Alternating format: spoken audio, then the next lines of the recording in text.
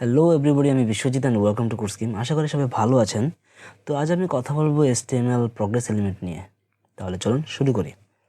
HTML progress এলিমেন্টের মাধ্যমে কোনো একটি টাস্ক বা কোনো একটি কাজের কতটুকু সম্পন্ন হলো তা আমরা উপস্থাপন করতে পারি। যেমন কোনো একটি ফাইল কতটুকু ডাউনলোড হলো বা কোনো একটি ফাইল কতটুকু আপলোড হলো, এর পরিমাণকে উপস্থাপন করার জন্য আমরা প্রগ্রেস এলিমেন্টকে ব্যবহার করব।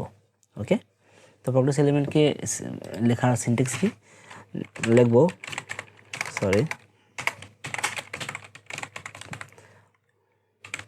প্রগ্রেস ওপেন ইনটেক এবং প্রগ্রেস ক্লোজ ইনটেক, তারপরে কন্ট্রোল এস দিয়ে কী করতে হবে, সেভ করবো। আমি সেভ করার পর এখানে এটা চলে আসবে। তো এখানে দেখেন আমরা কোনো কিছুই দিইনি। যেমন আমরা এর দুটি অ্যাট্রিবিউট আছে, একটি হচ্ছে ম্যাক্স অ্যাট্রিবিউট এবং আরেকটি হচ্ছে ভ্যালু অ্যাট্রিবিউট। এখন যদি আমি ম্যাক্স অ্যাট্রিবিউট দিই, যেমন এখানে ম্যাক্স অ্যাট্রিবিউট দিলাম, ম্যাক্স অ্যাট্রিবিউট দিলাম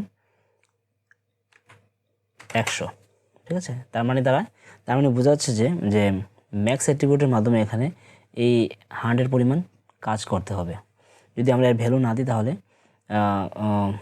এর ভ্যালু হবে 1, অর্থাৎ ডিফল্ট ভ্যালু এটার 1, ঠিক আছে। আর যদি যেই ভ্যালু দিই না কেন, এর ভ্যালু 0 থেকে বেশি দিতে হবে, অর্থাৎ 0 থেকে বেশি দিতে হবে। যেমন 1 থেকে আমি 99 বা 100 পর্যন্ত দিতে পারবো, ঠিক আছে।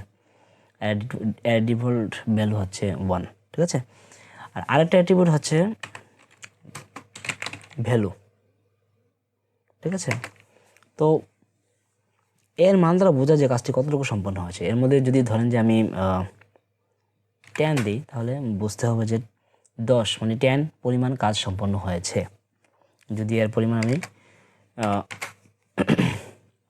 50 দিই, তাহলে 50% পরিমাণ কাজ সম্পন্ন হয়েছে, ঠিক আছে।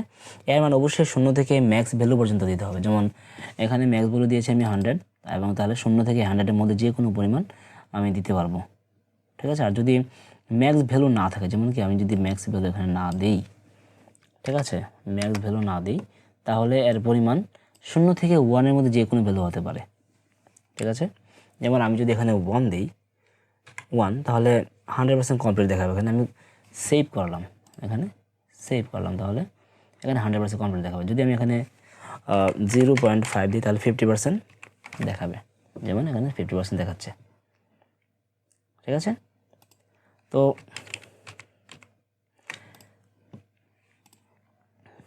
আমি এটাকে আবার সেভ করলাম। তো আর যদি এখানে 60% দিই, তাহলে 60% দেখাবে।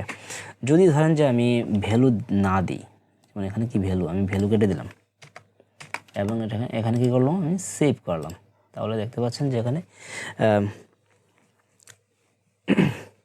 বারটা একটা রানিং অবস্থায় আছে। যে এটা দ্বারা বোঝা যাচ্ছে যে কাজটি কতটুকু সম্পন্ন হয়েছে তা নিশ্চিত নয়, এবং কাজটি কখন শেষ হবে তাও আমরা কি নিশ্চিত নই, ঠিক আছে।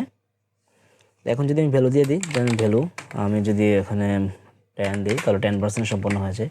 হ্যাঁ, যদি আমি 20 দিই, তাহলে 20% সম্পন্ন হয়েছে, ঠিক আছে।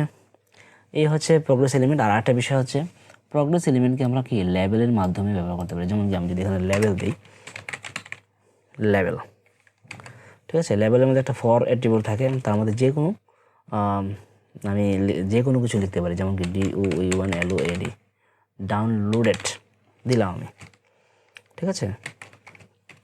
তাহলে এখানে একটা আইডি দিয়ে দিতে হবে, আইডি, এবং এর মধ্যে ডাউনলোডের কথাটা লিখে দিতে হবে, ঠিক আছে। আর এখানে আমরা যদি লিখে দিই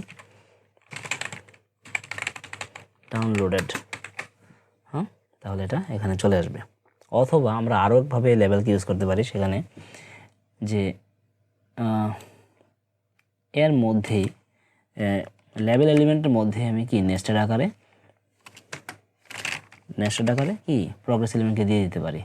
এখন যদি আমি সেভ করি, তাহলে একই অবস্থা, কোনো কিছু লাগবে না। আর যদি আমি নেস্টেড আকারে দিই, তাহলে এই ফর অ্যাট্রিবিউটটা না দিলেও হবে, কোনো সমস্যা নেই। ফর এবং আইডি ব্যবহার না করলেও কোনো প্রবলেম নেই, একই, কোনো কিছু মানে কোনো সমস্যা হবে না। এভাবে আমরা কী করতে হবে, ব্যবহার করতে হবে। আরেকটা বিষয় হচ্ছে, এখানে প্রগ্রেস এলিমেন্টের মধ্যে যদি আমরা কোনো কিছু লিখি, যেমন কি আমি 50 লিখলাম, 50% লিখলাম, 50%, এবং সেভ করলাম, কিন্তু এই টেক্সটটাকে এখানে দেখা যাবে না, কারণ কি এটা প্রগ্রেস এলিমেন্ট গুগল ক্রোমে সাপোর্ট করে, কিন্তু যদি গুগল ক্রোমে সাপোর্ট না করতো তখন এই বারটা থাকতো না, তখন আমরা এই টেক্সটটাকে দেখতে পেতাম। এখানে 50% এই লেখাটা আমরা দেখতে পেতাম। তো এই ছিল প্রগ্রেস এলিমেন্ট নিয়ে টিউটোরিয়াল, সামান্য একটা টিউটোরিয়াল, তেমন বেশি বড় না। আশা করি ভিডিও আপনাদের ভালো লেগেছে, আর যদি ভালো লেগে থাকে তাহলে অবশ্যই লাইক কমেন্ট শেয়ার করতে ভুলবেন না, চ্যানেলটিকে সাবস্ক্রাইব করে আমাদের পাশে থাকবেন। Thanks for watching this video.